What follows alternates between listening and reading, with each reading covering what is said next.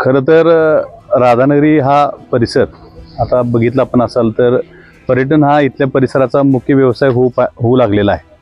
आणि मागच्या वर्षीचा जो सीझन होता त्या सीझनमध्ये ह्या होंडा रस्त्याचं जे काम सुरू होतं त्यामुळे बरेच दिवस ह्या परिसरात रस्ता बंद राहिला होता. त्यामुळं इथले जे काय व्यावसायिक आहेत त्यांच्यावर खूप मोठा फटका त्यावेळी सुद्धा बसला होता. आणि यावर्षी पाऊस देखील लवकर सुरू झाला त्यामुळे अभयारण्य लवकर बंद करण्यात आलं, सफारी लवकर बंद करण्यात आली होती. आणि त्यानंतर दिवाळीचा हा जो सीझन आहे त्यामध्ये मोठ्या संख्येने पर्यटक राधानगरीला भेट देत असतात. परंतु दुर्दैवानं अभयारण्य बंद ठेवण्यात आलं होतं त्यामुळे येणाऱ्या पर्यटकांची मोठ्या प्रमाणात निराशा होत होती किंवा पर्यटक येत नव्हते.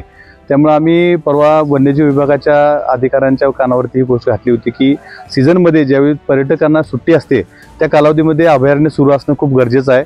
आणि त्यांनी आमच्या सर्वांच्या विनंतीला मान देऊन हे अभयारण्य सुरू केलेलं आहे आणि मोठ्या प्रमाणात पर्यटक देखील यायला लागलेले आहेत, आलेले आहेत. त्याबद्दल वन्यजीव विभागाचं मी या निमित्तानं आभार व्यक्त करतो. त्या पर्यटन वाढीच्या दृष्टीने तुमच्या काही व्यूहरचना आहेत का?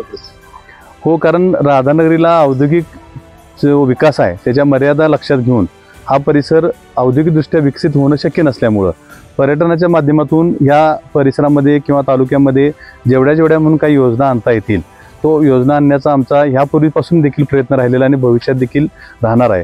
राधानगरी परिसरामध्ये आता ही जी डॅमच्या परिसरामध्ये जो वृंदावन गार्डनच्या धर्तीवरती होणारी जी मोठ्या पद्धतीचा जो सुधारणा असेल किंवा अजून काही अभयारण्याच्या बाबतीतले किंवा राधानगरी तालुक्यामध्ये अजून जे काही पर्यटन स्थळं आहेत ही वैशिष्ट्यपूर्ण पर्यटन स्थळं राज्यभरामध्ये लोकांच्यापर्यंत पोहोचवण्यासाठी वेगवेगळ्या माध्यमातून आम्ही भविष्यात प्रयत्न करणार आहोत.